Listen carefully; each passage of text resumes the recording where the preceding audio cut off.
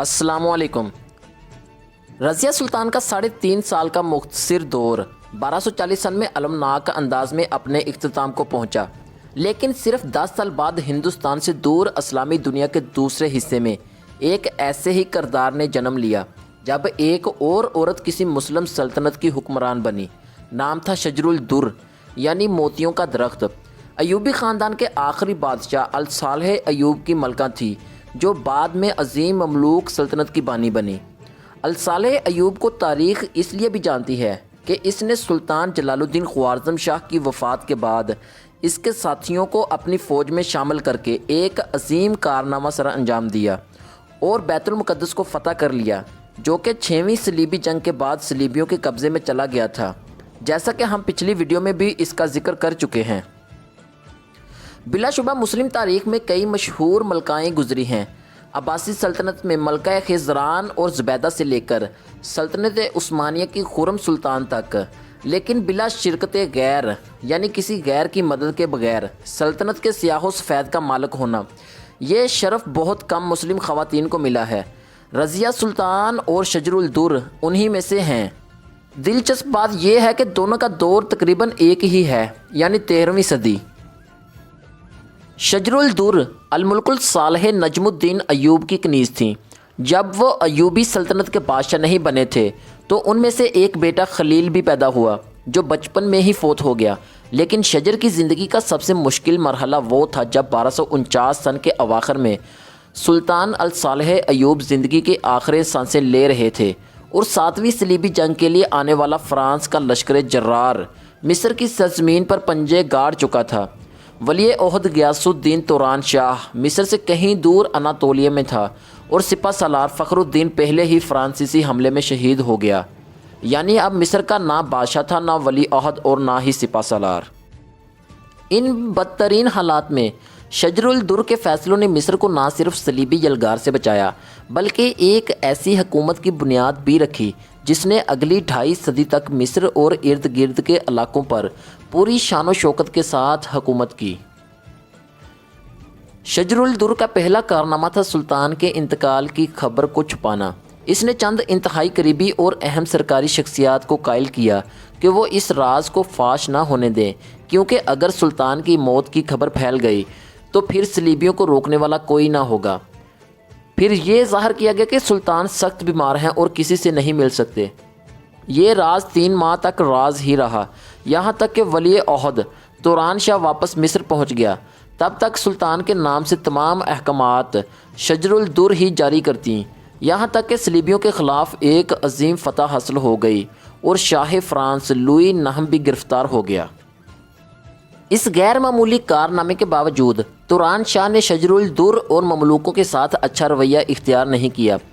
اس کے اقدامات سے مملوکوں میں سخت بے چینی پھیل گئی، یہاں تک کہ اہم جرنیلوں کو اپنی زندگی کا خطرہ لاحق ہو گیا۔ تب ان مملوکوں یعنی غلام فوجیوں نے انتہائی قدم اٹھاتے ہوئے توران شاہ کا ہی خاتمہ کر دیا۔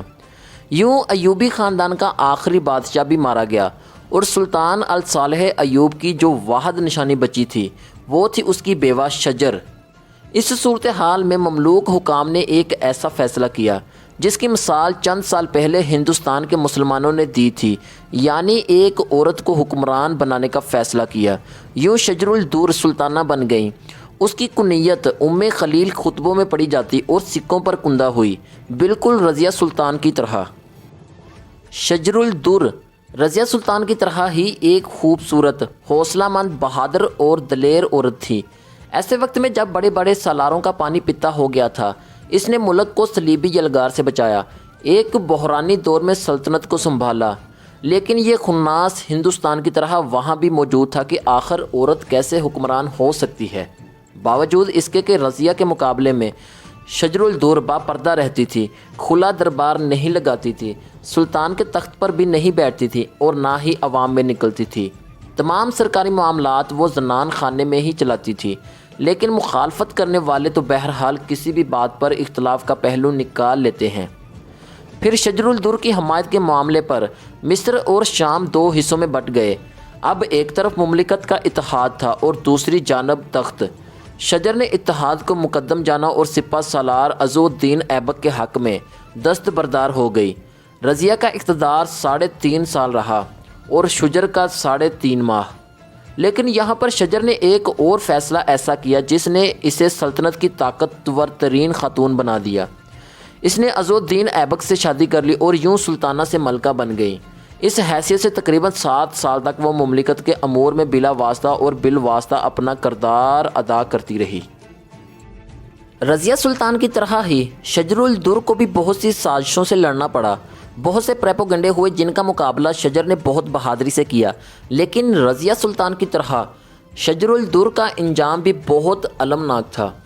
اس پر الزام لگایا گیا کہ وہ شام میں مملوکوں کے ساتھ مل کر عز الدین کے خلاف بغاوت کر رہی ہے۔ اس حوالے سے چند مورخ لکھتے ہیں کہ دراصل عز الدین شجر کے ساتھ شادی کے معاہدے کی خلاف ورزی کرتے ہوئے امیر موصل کی بیٹی سے نکاح کر رہا تھا تاکہ اس کی شام پر گرفت مضبوط ہو۔ معاملات تب ہاتھ سے نکل گئے جب اپریل 1257 سن میں عز الدین کا انتقال ہو گیا۔ کہا جاتا ہے کہ چند لوگوں نے اسے حمام میں داخل ہوتے ہوئے قتل کر دیا تھا۔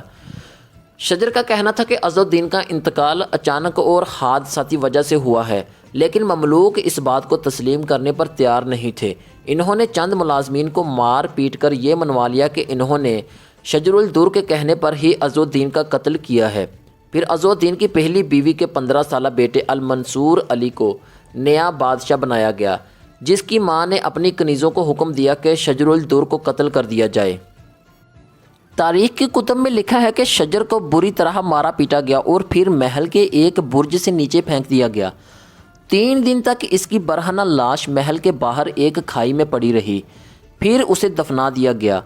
آج رضیہ سلطان کی حقیقی قبر کا تو کچھ نہیں پتہ۔ دلی میں رجی اور سجی کی قبروں میں سے ایک کو رضیہ کی قبر سمجھا جاتا ہے۔ رجی اور سجی کی قبریں مطلب شازیہ اور رضیہ کی قبریں، لیکن کچھ مورخین کے مطابق وہ کیتھل میں دفنائی گئی تھی، لیکن ملکہ عصمت الدین ام خلیل شجر الدر کا خوبصورت مقبرہ آج بھی قاہرہ میں موجود ہے۔ دوستو، آج کی ویڈیو میں جس رضیہ سلطان کا ذکر ہو رہا ہے وہ مسلم تاریخ کی سب سے پہلی سلطان تھی جنہوں نے سلطان شمس الدین التمش کے بعد دلی کی حکومت سنبھالی تھی۔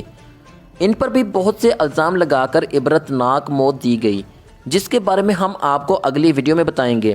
اس کے لیے آپ ہمارے چینل کو سبسکرائب کر لیں اور بیل آئیکن کو پریس کر لیں تاکہ آنے والی مزید ایسی اچھی اور انفارمیٹیو ویڈیوز آپ تک پہنچ سکیں۔ تب تک کے لیے اللہ حافظ۔